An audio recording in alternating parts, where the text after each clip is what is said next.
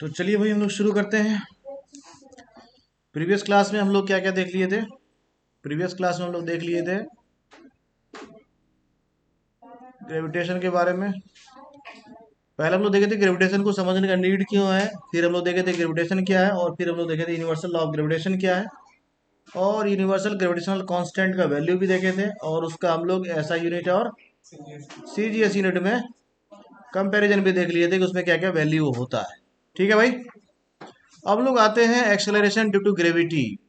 जब हम लोग यूनिवर्सल ग्रेविटेशनल कांस्टेंट को देख रहे थे तो हम लोग देख रहे थे क्या उसका वैल्यू क्या आ रहा था। उसका वैल्यू जो है कैपिटल जी से आ रहा था। उसका वैल्यू हम लोग क्या लिख रहे हैं, ऐसे लिख रहे थे। साथ ही साथ एक स्मॉल जी भी ग्रेविटेशन चैप्टर में हम लोग को मिलता है। इसको हम लोग क्या बोलते हैं, ये बोलते हैं एक्सेलरेशन ड्यू टू ग्रेविटी। तो ये स्मॉल जी जो है ये क्या है एक्चुअली, ये क्या है जो मोशन चैप्टर में हम लोगों को मिला था या फोर्स में मिला था, एक्सेलरेशन ये वही है। क्या है भाई? ठीक है, ये क्या है? एक्सेलरेशन है। ठीक है। स्मॉल जी एक्चुअली क्या है, ये स्मॉल ए ही है। ये वो एक्सेलरेशन है जो ग्रेविटी के कारण प्रोड्यूस होता है। ठीक है भाई। तो आगे बढ़ते हैं हम लोग, और इसको लोग डिनोट कैसे करते हैं? स्मॉल जी से डिनोट करते हैं। कैसे डिनोट करते हैं? स्मॉल जी से डिनोट करते हैं। तो थोड़ा सा आगे बढ़ते हैं और हम लोग इसको देखते जाते हैं थोड़ा सा, और किसका कैलकुलेशन कैसे होता है हम लोग ये भी देखते हैं। ठीक है। ठीक है भाई। तो हम लोग इसको कंटिन्यू करते हैं। अभी देखते हैं ये एक्सेलरेशन जो है ये क्या है। ये हम लोग देखे थे प्रीवियस चैप्टर्स में मोशन में कि एक्सेलरेशन इक्वल टू एक्चुअली होता क्या है। एक्सेलरेशन इक्वल टू क्या होता है? Rate of change of velocity. Acceleration क्या है एक्चुअली? एक्सेलरेशन है rate of change of velocity. Acceleration क्या होता है? एक्सेलरेशन होता है rate of change of velocity. Acceleration क्या होता है भाई? एक्सेलरेशन होता है actually rate of change of velocity. ठीक है। अब इसमें दो चीज है, एक है रेट, दूसरा है चेंज ऑफ वेलोसिटी। ठीक है भाई। तो चेंज का मतलब होता है डिफरेंस, और फिजिक्स में रेट का मतलब होता है विद रिस्पेक्ट टू टाइम। क्या मतलब होता है? हाँ, विद रिस्पेक्ट टू टाइम। अगर हम लोग ऐसा लिखते हैं कि rate of change of velocity, तो इसके साथ ये लिखने का जरूरत नहीं है विद रिस्पेक्ट टू टाइम, है ना। क्योंकि अगर रेट लिख दिए है तो इसका मतलब ही ये होता है विद रिस्पेक्ट टू टाइम। तो ये बार बार ये मेंशन करने की जरूरत नहीं है कि rate of change of velocity with respect to time. Rate का मतलब ही हो गया विद रिस्पेक्ट टू टाइम। तो इसको अगर हम लोग मैथमेटिकली देखेंगे तो पहला है change in velocity by time. ठीक है भाई।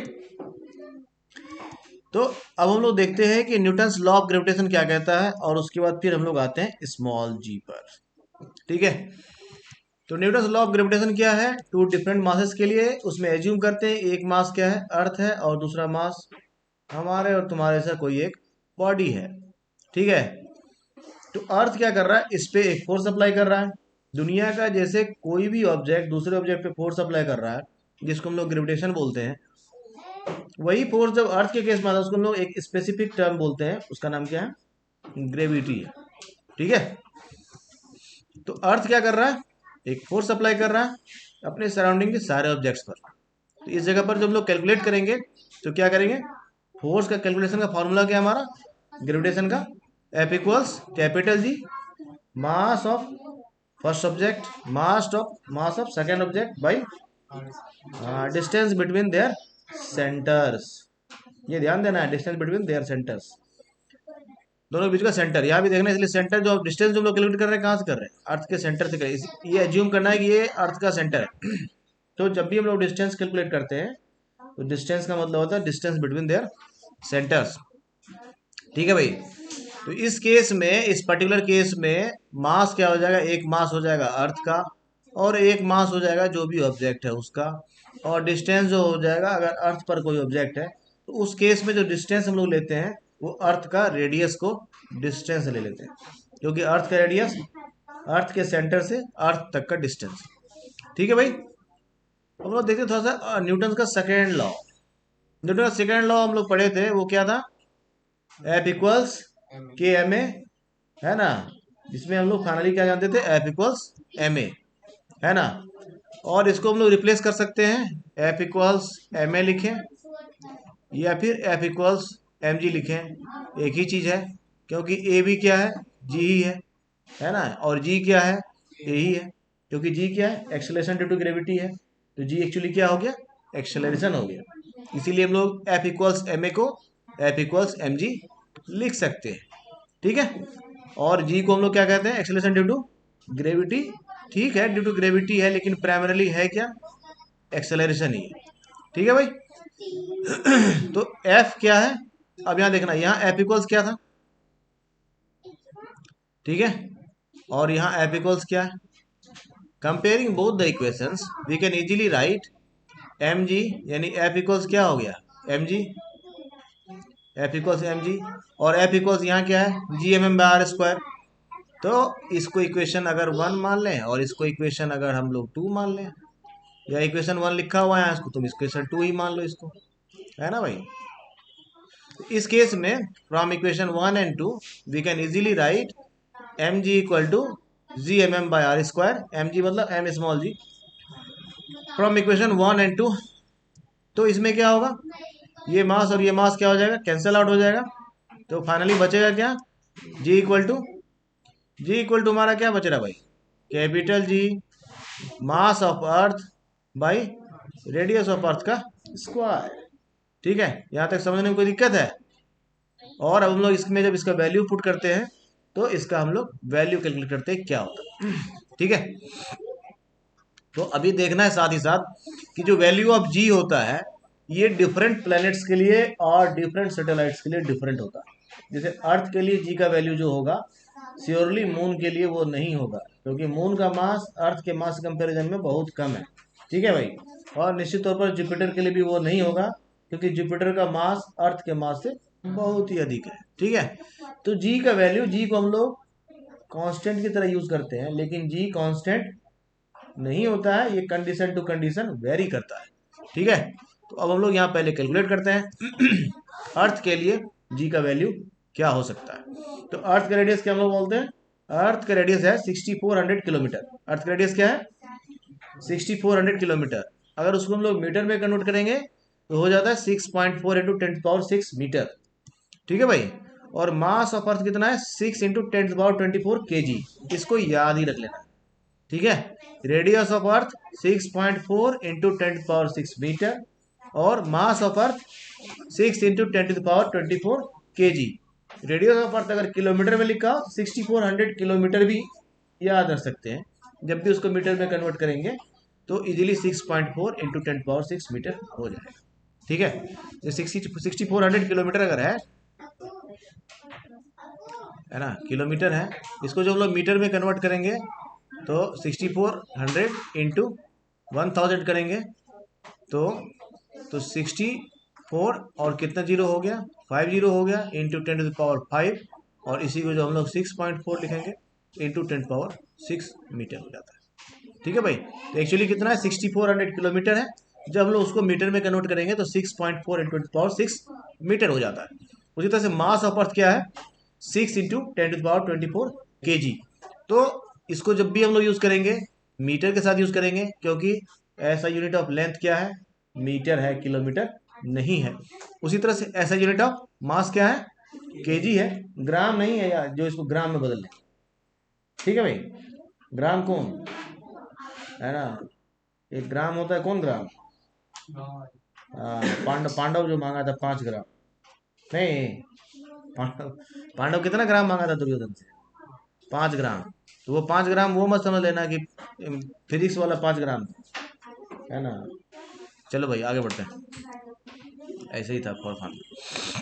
तो अब हम लोग स्मॉल जी का वैल्यू कैलकुलेट करते हैं। स्मॉल जी का वैल्यू क्या है, कैपिटल जी, कैपिटल जी मतलब यूनिवर्सल ग्रेविटेशनल कांस्टेंट जो है वो, और उसका वैल्यू कितना होता है, तो इसका वैल्यू है 6 पॉइंट, प्रीवियस क्लास में हम लोग डिस्कस किए थे, 6.67 into 10 to the power -11 newton metre square पर केजी स्क्वायर, ठीक है भाई। ये तो इसका वैल्यू था ना।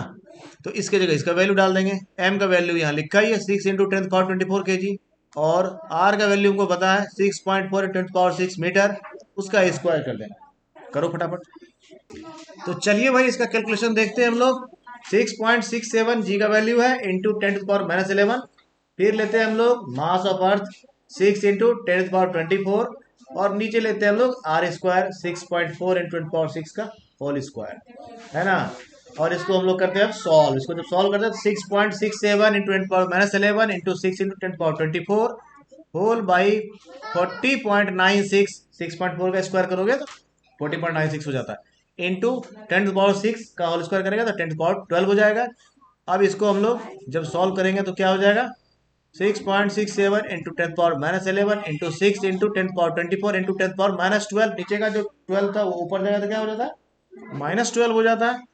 अब -11 है, -12 है और 24 है, उसको सॉल्व कर लेंगे। कितना हो जाएगा भाई, कितना हो जाएगा, 6.67 इंटू 6 इंटू 10, क्यों हो गया, -11 और 12, कितना हो जाएगा, 10 ही तो बचेगा। ये जो है भाई, ये यहाँ पे कितना है, -11, यहाँ कितना है 12। तो इन दोनों को जब हम लोग कैंसिल आउट करेंगे तो क्या बचेगा, 10⁻12 -11, है ना, बचेगा क्या, 10⁻1 मतलब 10 ही बचा, वो 10 हो गया। 6.67 इंटू 6 होल बाई 40.96। कोई दिक्कत है यहाँ तक में, चलिए भाई आगे देखते हैं। और इसको जब मल्टीप्लाई करेंगे 6.67 इंटू 6, तो ये हो जाएगा 4002 बाई 10.96। अब इसको जब हम लोग सॉल्व करेंगे तो कितना हो जाएगा, 9.8 बाई 1, यानी जी का वैल्यू कितना हो गया, 9.8 मीटर पर सेकंड स्क्वायर। देखना भाई, इसके यूनिट को भी कैलकुलेट करके हम लोग क्रॉस एग्जामिन करेंगे अभी, और कर सकते हैं इजीली, कोई बड़ा मुश्किल चीज़ नहीं है। और अगर इसका यूनिट भूल भी जाते हैं तो कोई मसला नहीं है, क्योंकि ये क्या है, एक्सेलरेशन है, और एक्सेलरेशन का यूनिट क्या होता है, हमेशा मीटर पर सेकंड स्क्वायर ही होता है। ठीक है भाई, इसीलिए इसमें कुछ सोचना ही नहीं है। जब भी इसका यूनिट लिखने का बात आए, मीटर पर सेकंड स्क्वायर, और अगर जी का वैल्यू लिखने के लिए आए, ये कांस्टेंट की तरह ट्रीट किया जाता है और उसका वैल्यू फिक्स होता है, और इसका वैल्यू है 9.8 मीटर पर सेकंड स्क्वायर। कोई भी प्रॉब्लम को सॉल्व करने के समय में इसका वैल्यू 9.8 मीटर पर सेकंड स्क्वायर ही लेना है, अनलेस एंड अनटिल ये मेंशन ना किया जाए कि इसका वैल्यू 10 ले लीजिए, क्योंकि मोस्ट ऑफ द प्रॉब्लम में जी का वैल्यू लिखा रहता है कि आप इसका वैल्यू क्या ले लीजिए, 10 ले लीजिए। जब ऐसा लिखा रहेगा तो हम लोग जो प्रॉब्लम कैलकुलेट करेंगे उसमें जी का वैल्यू हम लोग 10 एज्यूम कर लेंगे, क्योंकि 9.8 का नियरेस्ट वैल्यू 10, इसीलिए 10 लेते हैं। ठीक है भाई, अदरवाइज अगर मेंशन नहीं किया हुआ है तो हम लोग जी का वैल्यू कितना लेंगे, 9.8 ही लेंगे। ठीक है, तो वैल्यू कैलकुलेशन में किसी को दिक्कत है, ठीक है, और इस तरह से करके देखेंगे तो इजीली कैलकुलेट होता है। एक बार अपने से भी करके देखना, हो जाएगा इजीली, कोई दिक्कत नहीं है। ठीक है भाई, तो आगे देखें क्या, आगे देखते हैं हम लोग मॉड्यूल 4 में difference between gravitational constant and acceleration due to gravity, मतलब difference between G and G, है ना, इनके और इनके बीच में क्या डिफरेंसेस है, इसको हम लोग देखते हैं।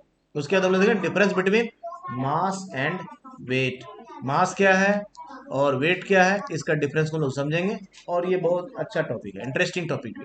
इसके बाद हम लोग क्या देखने वाले हैं, फ्री फॉल का केस क्या होता है, बारी बारी से इन चीज़ों को हम लोग देखेंगे। पहले distinguish between G and G, G and G मतलब capital G and small G. Capital G represents universal gravitational constant, है ना, यूनिवर्सल ग्रेविटेशनल कांस्टेंट क्या होता है भाई, कैपिटल जी, और एक्सेलरेशन ड्यू टू ग्रेविटी क्या होता है, स्मॉल जी। ठीक है, तो ये क्या है, यूनिवर्सल ग्रेविटेशनल कांस्टेंट क्या है, if the force of attraction between two unit masses placed at unit distance apart from each other. इसको हम लोग, ये डेफिनेशन कहाँ से आया, इसको हम लोग प्रीवियस क्लास में देखे थे, कहाँ से आया, है ना, कैसे देखे थे, एक बार रिकॉल कर लेते हैं उसको हम लोग, फिर तेजी से आगे बढ़ जाए। हम लोग क्या देखे थे, एफ जो होता है, एफ मतलब फोर्स ऑफ ग्रेविटेशन जो है, ये क्या होता है, capital G universal gravitational constant into mass into M, M G M M by R square होता है। और अगर हम लोग इसके लिए जी के लिए वैल्यू निकालेंगे तो जी के लिए वैल्यू क्या हो जाएगा, जी इक्वल टू क्या हो जाएगा भाई, जल्दी, जी इक्वल टू क्या हो जाएगा, F of G R square by M M हो जाएगा, ऐसा हम लोग देखे थे।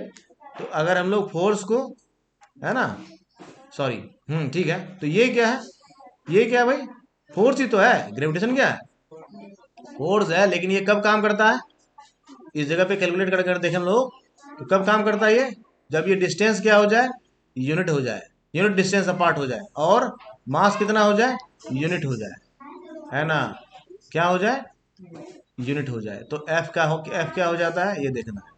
तो अगर डिस्टेंस भी हमारा ये हो जाए, इस जगह पे हमारा जी क्या हो जाएगा, जी हमारा हो जाता है इक्वल किसके, एफ ऑफ जी के। यानी इस जगह पे फोर्स ऑफ ग्रेविटेशन इक्वल होता है किसके, यूनिवर्सल ग्रेविटेशनल कांस्टेंट के। इस मैथमेटिकल प्रेजेंटेशन से, रिप्रेजेंटेशन से हम लोग को आया था ये कंक्लूजन, यानी if the force of attraction between two unit masses, if the force of attraction between two unit masses, यही था, एक का मास 1 kg, दूसरे का मास 1 kg, placed at a distance apart, unit distance यानी 1 मीटर का डिस्टेंस फ्रॉम ईच अदर, तो इनके बीच जो फोर्स होगा, यानी फोर्स ऑफ जो ग्रेविटेशन होगा, यही क्या होगा, यूनिवर्सल ग्रेविटेशनल कांस्टेंट कंसीडर किया जाता है। समझ में आ गया, ये डेफिनेशन, ये लाइन कहाँ से आया, यहीं से आया था। इसमें अगर दिक्कत है तो थोड़ा सा हम लोग को पीछे जाके रिकॉल करना पड़ेगा इसको डिटेल।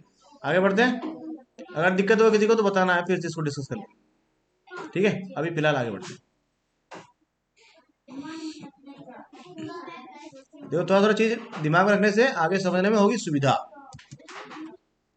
और स्मॉल जी क्या है, it is the acceleration caused by earth gravitational force on an object, है ना।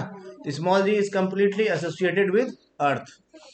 अब कैपिटल जी है, its value is taken as 6.67 into 10⁻11 newton metre square पर KG square, while the value of small g is 9.8 metre पर second square. ठीक है, capital G it is constant, और small G जो होता है इसको कांस्टेंट की तरह लेते हैं, लेकिन it is actually variable, because it varies condition to condition, है ना। कुछ बुक में लिखा रहेगा स्मॉल जी जो है कांस्टेंट है, लेकिन कांस्टेंट की तरह लेते हैं उसको, लेकिन ये कई बार वेरी करता है।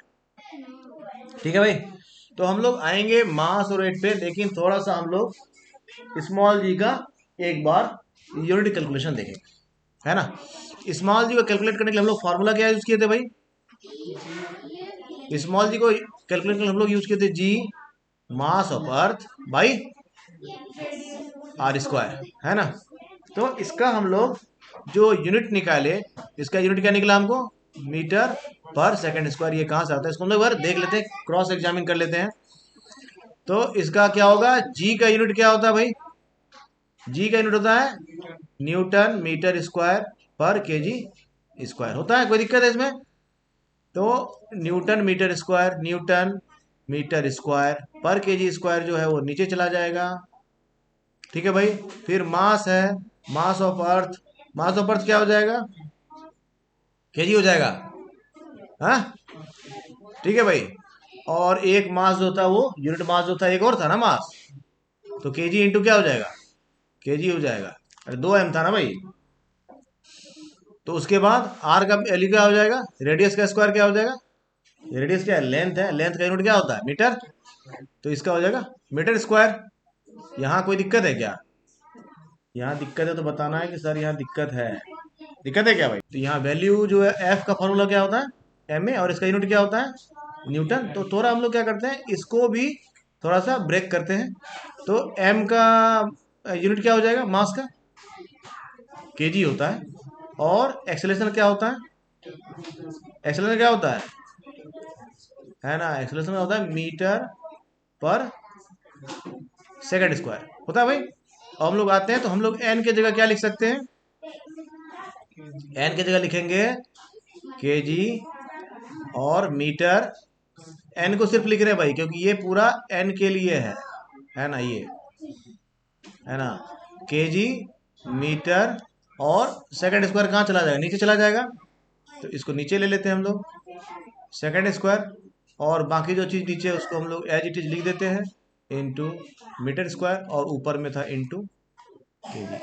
ठीक है, इसमें कोई दिक्कत है किसी को, तो ये केजी, केजी से ये केजी स्क्वायर कैंसिल हो गया, और ये क्या था, सेकंड स्क्वायर, इसको तो कुछ कर नहीं सकते, ये मीटर से एक मीटर कैंसिल हो गया। अब क्या बचा यहाँ पे, क्या बचा भाई, मीटर पर सेकंड स्क्वायर बचा क्या, नहीं बचा, अरे मीटर पर सेकंड स्क्वायर बचा, अरे बचा या नहीं बचा, ये समझ में आया। तो न्यूटन का हो गया F equals M A, N के लिए हम लोग लिखे, एम के लिए हम लोग लिख लिए केजी, और ए के लिए लिख लिए हम लोग मीटर पर सेकंड स्क्वायर। अब हम लोग लेते हैं किसको, एन एम स्क्वायर को एक साथ लिख रहे हैं। अगर एन एम स्क्वायर को एक साथ लिखते हैं तो एन के लिए हो गया केजी मीटर, है ना, एक स्टेप यहाँ और लिख लें हम लोग, KG metre into metre, KG metre square into metre by second square. ये समझ में सबको आया? तो हो गया KG metre cube by second square. समझ में आ गया? ऐसा क्यों, समझ में आ गया ना? समझ में आया भाई कि नहीं आया? हाँ, तो अब ये हो गया। अब इसका वैल्यू हम लोग आगे लिखते हैं। तो इसका वैल्यू हो गया न्यूटन के लिए, न्यूटन मीटर स्क्वायर के लिए वैल्यू क्या लिखेंगे, इसके लिए लिखेंगे KG metre cube into KG by क्या क्या लिखेंगे, यहाँ एस स्क्वायर है ये भी लिखेंगे, और यहाँ केजी स्क्वायर ये भी लिखेंगे। तो KG square into second square. अब देखो भाई, तो ये केजी और ये केजी स्क्वायर कैंसिल हो गया। अब देखना है और कुछ बचा क्या, और कुछ बचा क्या, और कुछ बचा क्या, और कुछ बचा क्या, जल्दी। अरे यहाँ पे इसका रेडियस जो है, ये रेडियस इसका लिखेंगे ना, मीटर स्क्वायर। यहाँ केजी स्क्वायर कहाँ से आया था भाई? अच्छा ये रेडियस था ना, तो यहाँ केजी स्क्वायर क्यों लिखाया था, ये केजी स्क्वायर क्यों लिखाया था यहाँ?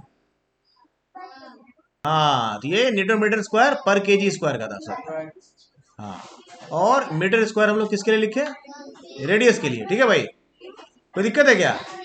तो यहाँ पे हम लोग लिखेंगे मीटर स्क्वायर इसके लिए।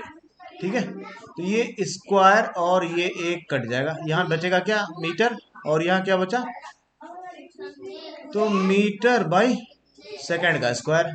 इसी को हम लोग लिखते हैं क्या, मीटर पर सेकंड स्क्वायर। और ये यूनिट होता है किसका, स्मॉल जी का। ये कहाँ से आया, समझ में आया? कोई दिक्कत है क्या, कोई दिक्कत है क्या? रिकॉल करें एक बार कैसे हुआ, फिर से देखते हैं एक बार। तो स्मॉल जी का वैल्यू होता है capital ji mass of earth by radius of अर्थ का स्क्वायर। कैपिटल जी जो है वो क्या है, उसका फॉर्मूला न्यूटन मीटर स्क्वायर पर केजी स्क्वायर। तो न्यूटन मीटर स्क्वायर ऊपर चला गया, पर केजी स्क्वायर नीचे आ गया। और एन एम स्क्वायर जो है उसको हम लोग जब डिफरेंशिएट किए तो क्या निकला हम लोग को, KG metre cubic by second square. तो केजी मीटर क्यूबिक और सेकंड स्क्वायर नीचे ले लिए, और फिर केजी ऊपर लिखे, ये मास के लिए केजी, और नीचे आ गया क्या, ये हुआ। और साथ ही साथ हम लोग रेडियस का स्क्वायर करेंगे तो लेंथ था उसका मीटर स्क्वायर लिख दिया। अब ये इसको कैंसिल आउट करते हैं तो क्या बचता है, मीटर बाई सेकंड स्क्वायर, यानी मीटर पर सेकंड स्क्वायर। ठीक है भाई, इस तरह से निकलता है स्मॉल जी का यूनिट। ठीक है, आगे देखें अब। चलिए भाई आगे देखते हैं हम लोग। आगे हमारे पास मास और वेट, ये भी है, ये भी है बहुत इंपॉर्टेंट और इंटरेस्टिंग भी, दोनों चीज है। अगर हम लोग चले जाए मून पर तो क्या होगा, क्या यहाँ जैसा फील करते हैं वैसा ही मून पर फील करेंगे क्या? क्या हम लोग चले जाए जुपिटर पर, क्या जैसा यहाँ फील करते हैं वैसा ही फील करेंगे क्या? क्या हम लोग चले जाए मार्स पर तो क्या जैसा मून पर फील करेंगे वैसा ही करेंगे मार्स पर, या फिर कुछ अंतर होगा, है ना? क्या हमारा वेट अलग चीज होता है और क्या हमारा मास अलग चीज होता है? देखो भाई, ये सारा चीज जो हम लोग पढ़ते हैं ना, इसको बोलते हैं क्लासिकल फिजिक्स। क्या बोलते हैं? हाँ, फिजिक्स जो है ना वो बेसिकली क्लासिफाई किया गया है कई सारा ग्रुप में, है ना? ठीक है, जिसमें जो बेसिक क्लासिफिकेशन है वो है क्लासिकल फिजिक्स और मॉडर्न फिजिक्स, है ना? अभी जो हम लोग फिजिक्स पढ़ते हैं जिसमें पूरा न्यूटोनियन मैकेनिक्स जो भी है, इसको मैकेनिक्स भी बोलते हैं, जो है फोर्स, मोशन, ग्रेविटेशन, ये जितना भी है इसको मैकेनिक्स बोलते हैं। ठीक है, तो मैकेनिक्स जो पूरा है ये किस में आता है, क्लासिकल फिजिक्स में आता है। तो किसी दिन हम लोग डिफरेंस समझेंगे क्लासिकल फिजिक्स और मॉडर्न फिजिक्स में क्या डिफरेंस है, और कैसे धीरे धीरे मॉडर्न फिजिक्स रेजिस्टेंस में आया, है ना? अभी हम लोग आते हैं मास और देखो, इसको जानना इसलिए जरूरी है कि पूरा का पूरा क्लासिकल फिजिक्स जो है ये डीपली एसोसिएटेड है किसके साथ, मास के साथ। बिना मास के क्लासिकल फिजिक्स को इमेजिन भी नहीं किया जा सकता। ठीक है भाई, इसीलिए अभी ये चर्चा करने का रीजन यही था, क्योंकि हम लोग चर्चा कर रहे हैं मास को, जो होता है क्या, कांस्टेंट, मास क्या माना जाता है? कांस्टेंट। जैसे जी क्या है? कांस्टेंट। उसी तरह से मास क्या है? कांस्टेंट। यानी एक आदमी है, उसका अर्थ पर जो मास होगा, मून पर भी वही मास होगा, जुपिटर पर भी वही मास होगा, सैटर्न पर भी वही मास होगा। दुनिया में किसी भी सेलेस्टियल बॉडी पे चले जाए, उसका मास अनअल्टर्ड रहता है। इसीलिए मास को क्या मानते हैं हम लोग? कांस्टेंट मानते हैं। जैसा जी को कांस्टेंट मानते हैं वैसा ही मास को भी कांस्टेंट मानते हैं। और ये मास जो होता है, ये बैकबोन है किसका? पूरा का पूरा क्लासिकल फिजिक्स का, है ना। क्योंकि पूरा का पूरा क्लासिकल फिजिक्स जो है वो हैवी मास के प्रॉपर्टीज को, हैवी मास के रिलेशंस को ही एक्सप्लेन करता है और अच्छा करता है। चलिए आगे बढ़ते हैं हम लोग। तो आज हम लोग अभी जानेंगे relation between mass and weight. चलिए भाई, तो ये है मान लो मून, क्या है, और ये है हमारा प्यारा अर्थ। एक आदमी जिसका मास 100 kg है, ऐसा एज्यूम करते हैं, तो क्योंकि अभी बताया कि मास क्या है? कांस्टेंट है। तो वो आदमी अर्थ पर रहेगा तब भी उसका मास कितना होगा? 100 kg। मून पर आएगा तब भी उसका मास कितना होगा? 100 kg। लेकिन उसका वेट यहाँ पर कितना है? 980 न्यूटन। ध्यान देना है, वेट क्या होता है? Mass and weight both are two different physical quantities. The basic difference is this. Basic difference क्या है? हाँ, mass and weight both are two different physical quantity। ये हमेशा ध्यान देना। क्या क्या याद रखना है? मास एंड वेट आर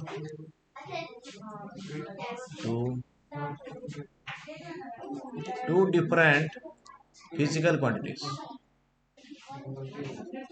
ठीक है भाई, मास और वेट क्या है? Two different physical quantities.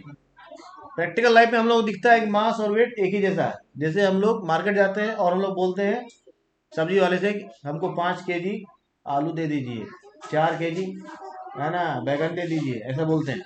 लेकिन फिजिक्स क्या बोलता है? आप गलत बोल रहे हैं। तो फिजिक्स क्या कहता है? You are actually purchasing 5 newton, not 5 kg। ठीक है। लेकिन अब है कि तुम पढ़ लिए फिजिक्स और जाके सब्जी वाले को बोलोगे कि भाई 5 न्यूटन आलू दीजिए, तो हमको लगता है कहीं माहौल खराब ना हो जाए, है ना।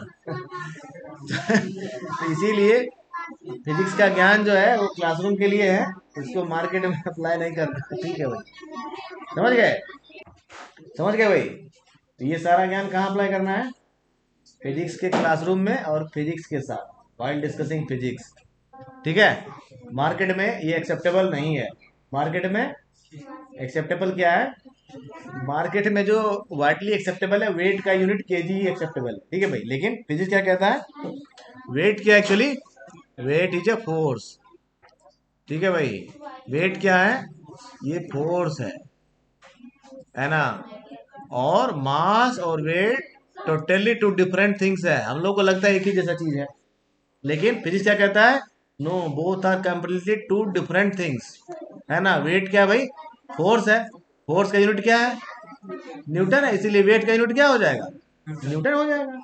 अब तुमसे कोई पूछेगा कि भाई वेट का फॉर्मूला बताइए, है ना, तो वेट का फॉर्मूला, क्योंकि वेट जो है वो क्या है? फोर्स ही तो है। तो फोर्स का फॉर्मूला क्या होता है? एम ए होता है, नहीं, या एम जी होता है। तो वेट का फॉर्मूला क्या हो जाएगा? इसीलिए वेट का फॉर्मूला क्या हो जाएगा? एम जी हो जाएगा। समझ गए? अब इसमें देखो, अब इसमें एम है, तो मास और वेट में क्या डिफरेंस हो गया? मास और वेट में अगर रिलेशन कोई पूछे, है ना, देखो भाई यहाँ लिखा है mass and weight are two different physical quantities. अभी हम लोग बात कर रहे हैं लेकिन रिलेशन का। रिलेशन किससे होता है? अपना टाइप का जो होता है, नहीं। तो मास और वेट डिफरेंट भी है और उसमें कुछ रिलेशन भी है। वो रिलेशन क्या है उसको समझना है। तो वेट क्या है? ये होता है mass into acceleration due to gravity. Mass आ गया ना यहाँ। यानी वेट और मास में क्या डिफरेंस है? वेट जो होगा हमेशा जी टाइम्स मास होगा। समझ में आ रहा है? वेट क्या होगा? हमेशा जी टाइम्स मास होगा। यानी मास में और वेट में अगर रिलेशन पता करना हो तो मास में जी मल्टीप्लाई कर दीजिए, वेट मिल जाता है। तो weight equal to g times mass.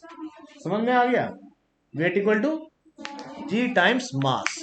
और अगर कोई पूछे SI unit of mass, it is actually KG.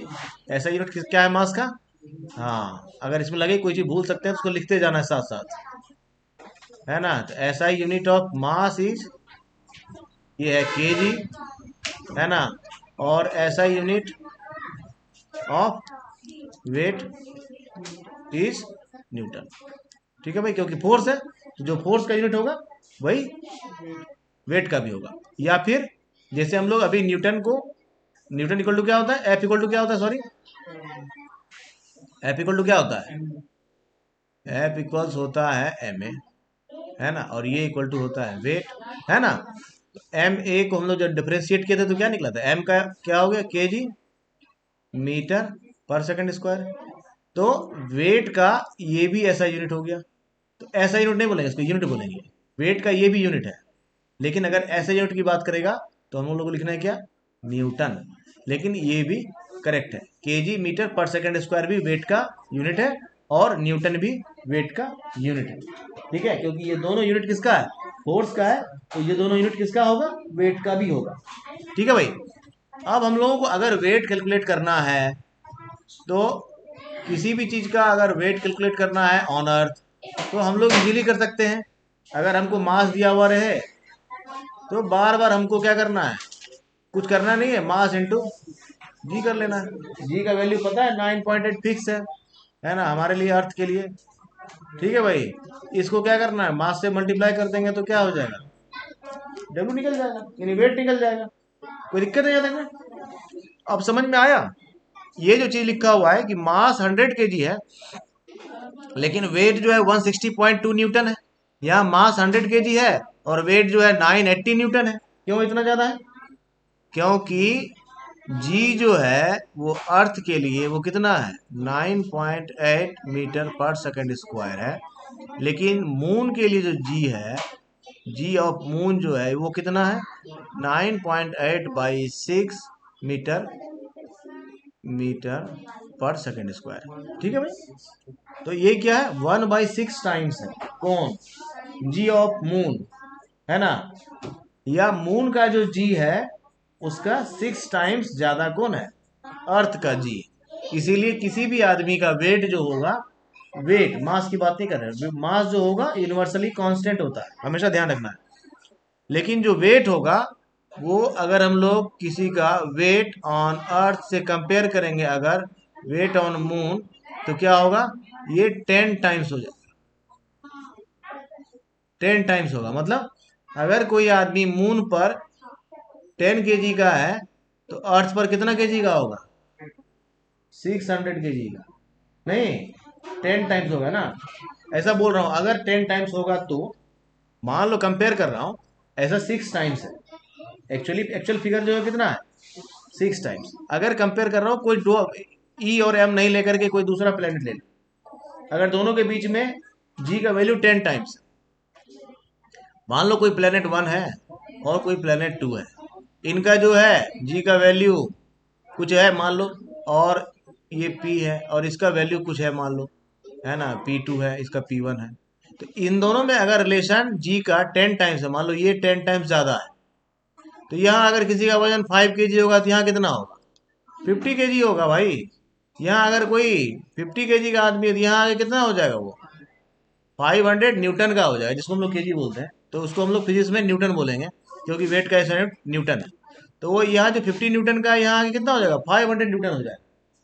ठीक है, और हम लोग इसको थोड़ा सा और अच्छे से समझते हैं। हम लोग समझेंगे इसको मून और अर्थ के रिस्पेक्ट में। ठीक है भाई, मून और अर्थ के रिस्पेक्ट में जो समझेंगे तो इसको हम लोग थोड़ा देखते हैं डिटेल्स में। देखिए, अगर कोई आदमी है, ये मान लो है मून, ये क्या है, मून है, और ये है अर्थ, ये है अर्थ। तो अर्थ का जो जी है इसका वैल्यू कितना है, इसका है 9.8 मीटर पर सेकंड स्क्वायर। ये G of earth, G of moon जो है ये कितना है, 9.8/6 मीटर पर सेकंड स्क्वायर। तो ये कितना है, 1/6 टाइम्स, यानी G of earth by G of moon अगर रेशियो निकालेंगे तो ये कितना निकलेगा, 6 निकलेगा। ठीक है भाई, कोई दिक्कत है? अगर इसी को हम लोग रिवर्स करके देखें, यानी G of moon by G of earth करें, ये कितना हो जाएगा, 1/6 हो जाएगा। समझ में आ गया दोनों चीज? इसमें कोई दिक्कत है? कोई दिक्कत है भाई, है ना? तो इसका मतलब किसी भी आदमी का जो मास होगा मून पर, मास मून पर मान लो ये अर्थ है, मून पर मान लो कोई 10 न्यूटन है, यही जो है ये मान लो कोई A1 है।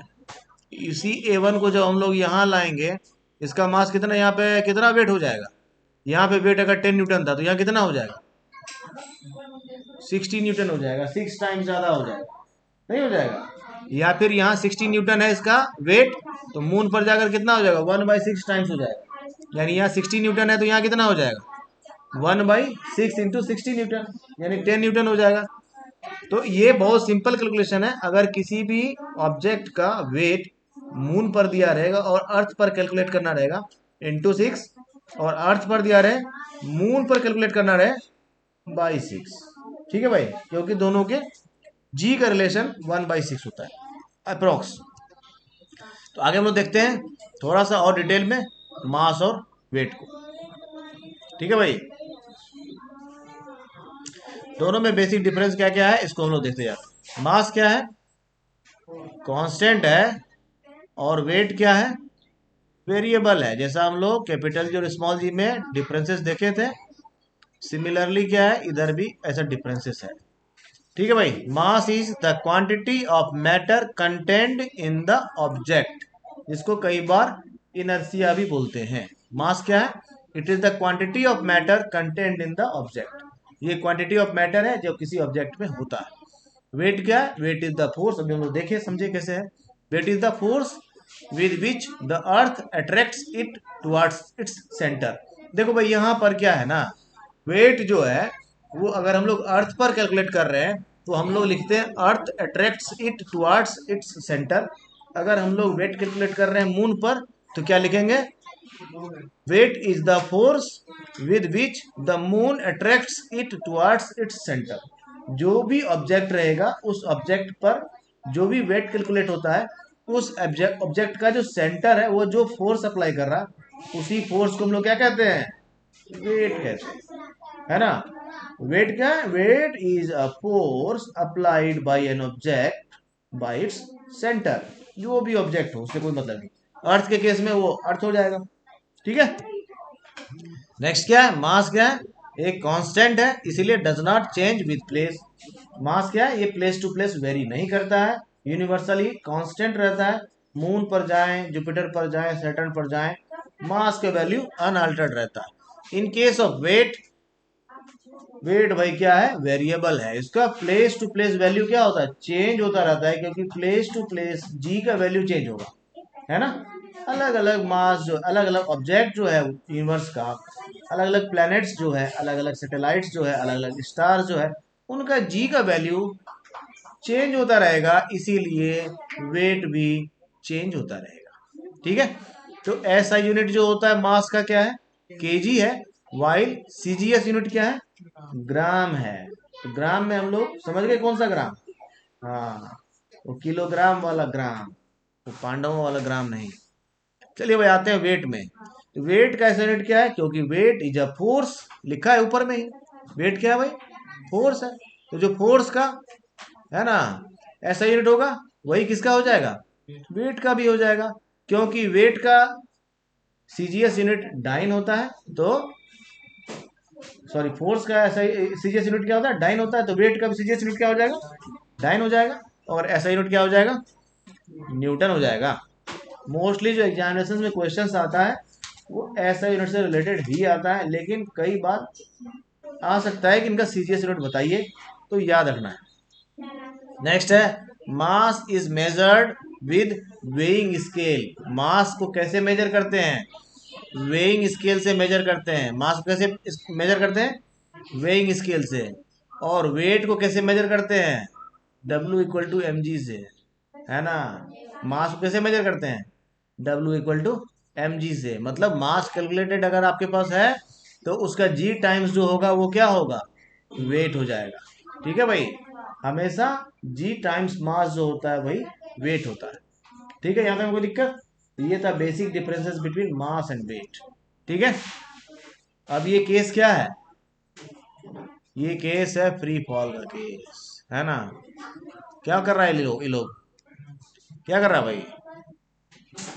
हाँ, ये क्या केस है, फ्री फॉल का केस है ना। स्काई डाइविंग, पैराग्लाइडिंग, ये सब जो होता है ये फ्री फॉल के केस के कारण ही हो पाता है, नहीं तो ये सब नहीं हो पाए, है ना। जैसे लोग पैरासूट लगा के भी जंप कर लेते हैं, और ये बहुत तरह का, जितना भी तरह का इस तरह का एयर ग्लाइडिंग होता है वो सारा केस फ्री फॉल का ही है। ठीक है, तो हम लोग थोड़ा सा इसको भी देखते हैं, फ्री फॉल का केस क्या होता है। ठीक है, ये बालक क्या किया, ऊपर से एक स्टोन को रिलीज कर रहा है, कहाँ से, एक किसी भी पर्टिकुलर एल्टीट्यूड से। तो बॉल जो है वो क्या करता है, जैसे उसको रिलीज करता है बॉल किधर आता है, नीचे आता है। नीचे आने का मतलब होता है, अगर हम लोग उसको फिजिक्स के टर्म में समझें तो हम लोग बोलेंगे क्या, और बॉल जो है किधर आ रहा है, towards the centre of the earth आ रहा है। ठीक है, तो यह हम लोगों को एक इल्यूजन होता है कि बॉल जो है ऊपर से नीचे आ रहा है। तो ये इल्यूजन से थोड़ा बाहर निकलना है, क्योंकि अर्थ जो है वो कैसा है, गोल है। अगर कोई आदमी यहाँ से बॉल को रिलीज करेगा ना तो वो ऊपर से नीचे नहीं, नीचे से ऊपर जाएगा। ठीक है, अगर इधर से कोई बॉल को रिलीज करेगा ना तो वो इधर आए, अगर बॉल को इधर से कोई रिलीज करेगा ना तो वो इधर आए।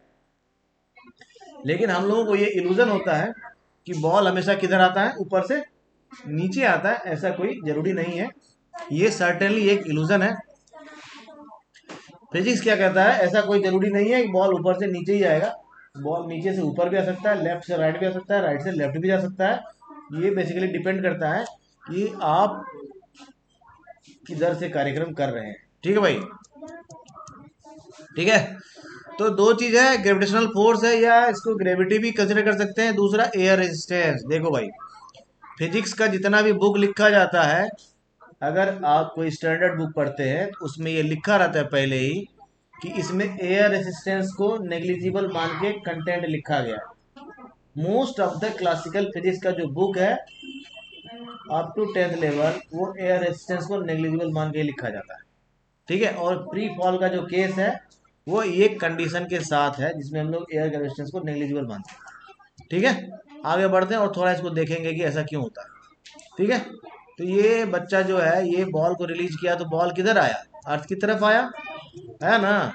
तो ये फोर्स लगाया कौन इस पर, कौन लगाया, अर्थ लगाया किस पर, बॉल पर, तभी तो बॉल आया अर्थ की तरफ। नहीं, तो ये फोर्स क्या हो गया, ग्रेविटेशनल फोर्स हो गया।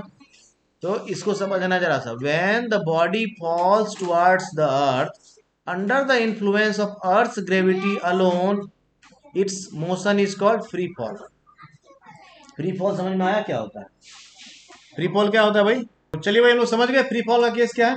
किसी भी ऑब्जेक्ट को अर्थ के ग्रेविटी के इन्फ्लुएंस में जब लोग किसी हाइट से रिलीज करते हैं और उस ऑब्जेक्ट का अर्थ पर आ जाना, इसी इसी प्रोसेस को हम लोग क्या कहते हैं, फ्री फॉल कहते हैं। कोई बहुत भयानक जैसा चीज नहीं है जिसको इतना हैवी समझने का जरूरत भी नहीं है। तो फ्री फॉल क्या है, when the body false towards the earth, towards the earth का मतलब क्या है, towards the centre of the अर्थ, हमेशा ध्यान देना है।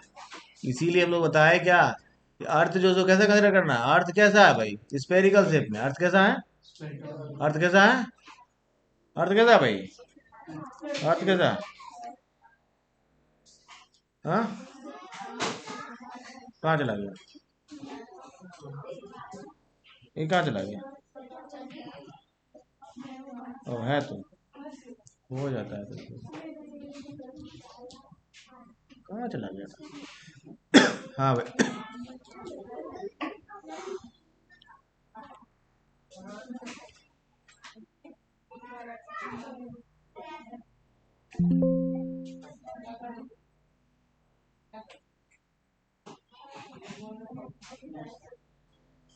हाँ तो भाई देखिए, फ्री फॉलो केस क्या था कि किसी भी ऑब्जेक्ट को जब एक सर्टेन हाइट पर ले जाकर के रिलीज करते हैं उस ऑब्जेक्ट का अर्थ के सेंटर की तरफ आना, इसको क्या कहते हैं हम लोग?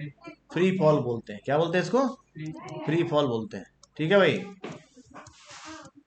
तो फ्री फॉल के समझ में आ गया सबको?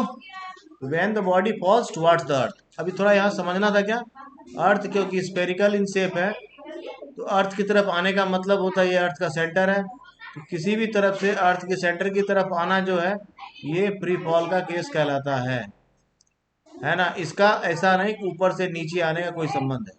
इसको जब तुम यहाँ कहीं से भी देखोगे तो एक्चुअली दिखेगा तुम्हें ऊपर से नीचे ही आ रहा है, लेकिन एक्चुअली जो स्टेटमेंट है जिसको हम लोग साइंस के टर्म में समझेंगे, तो अर्थ के ग्रेविटी की वजह से आता है, और किधर आता है? Towards the centre of the अर्थ आता है। किधर आता है? Centre of the earth. Under the influence of earth gravity alone it's motion is called free fall. Motion को क्या बोलते हैं? फ्री फॉल बोलते हैं। तो फ्री फॉल क्या है? ये जब मोशन है ना, और ये मोशन किसके इन्फ्लुएंस में होता है? अर्थ के ग्रेविटी के इन्फ्लुएंस में होता है ना। और किधर होता है? Towards the centre of the अर्थ होता है। इस समझ में आ गया अच्छे से? नाइस, आगे बढ़ते हैं। अब लोग देखते हैं वेरिएशन ऑफ जी। ये जो है बहुत बहुत इंपॉर्टेंट टॉपिक होने वाला है। ठीक है भाई, कि जी कैसे वेरी करता है। ठीक है, तो जी एक्चुअली 3 टाइप से वेरी करता है। पहला, विद एल्टीट्यूड। जैसे जैसे एल्टीट्यूड बढ़ेगा और घटेगा जी का वैल्यू वेरी करेगा। विद डेप्थ, डेप्थ के साथ भी जी का वैल्यू बढ़ता और घटता है।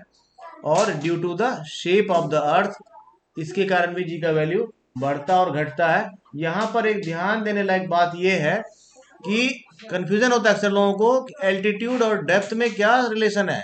ये दिखता है देखिए जैसा, अगर एल्टीट्यूड बढ़ रहा है इसका मतलब है कि डेप्थ घट रहा है, नहीं है ना भाई। अर्थ का एल्टीट्यूड बढ़ाने का रिलेशन समझ में आता है लोगों को डेप्थ जैसा, लेकिन इन दोनों को हम लोग समझेंगे, ये दोनों है बहुत ही इंपॉर्टेंट चीज है ना। इनके बीच में रिलेशन समझेंगे क्या है, और इनके बीच में क्या रिलेशन है, कैसे ये जी को बहुत अफेक्ट करता है। देखिए भाई, एल्टीट्यूड वाला हम लोग इजीली समझ सकते हैं। डेप्थ वाले को समझने के लिए थोड़ा सा हम लोगों को स्केल अप करना पड़ेगा। एक थ्योरम है, जो थ्योरम न्यूटन का ही दिया हुआ है, उसको हम लोग बोलते हैं क्या? शेल थ्योरम, है ना। क्या बोलते हैं? शेल थ्योरम बोलते हैं। ये जानना बहुत जरूरी है इसको समझने के लिए। और ये शेल थ्योरम जो है, इसका डेरिवेशन जो है, ये अभी बताना थोड़ा मुश्किल है। इसीलिए मुश्किल है क्योंकि शेल थ्योरम जो है, ये क्लास 10 तक तो छोड़ना है, क्लास 11th में भी, यानी up to 12th shell theorem नहीं है। ये आगे जा करके बीएससी एमएससी। ठीक है, तो ये हम लोग पढ़े थे कब? जो हम लोग फिजिक्स को डिग्री में कर रहे थे उस समय। ठीक है भाई, लेकिन इस सेल थ्योरम का इसमें बहुत अच्छा यूज है, तो हम लोग इसको बेसिकली समझ लेंगे। ऐसा नहीं कि समझना कोई मुश्किल काम है, एक्सप्लेन कर दूंगा मैं। ये सेल थ्योरम से कैसे इसका डेप्थ में जी का असर पड़ता है, इसको हम लोग समझेंगे। और जानकर तुम्हें बहुत आश्चर्य होगा। अभी समझ में आता है कि जैसे जैसे हम लोग अर्थ के सेंटर की तरफ आएंगे, जी का वैल्यू क्या होगा? बढ़ता जाएगा, लेकिन ऐसा होता नहीं है एक्चुअली। ठीक है, यही है क्या? फिजिक्स, है ना। तो फिजिक्स क्या है, इसका ब्यूटी यही है। ये यही ब्यूटीफुली एक्सप्लेन करेगा कि ऐसा नहीं है और ऐसा क्यों नहीं है, और ये हम लोग समझेंगे कब? लॉजिकली, और समझेंगे नेक्स्ट क्लास में। ठीक है भाई, तो आज के लिए इतना ही।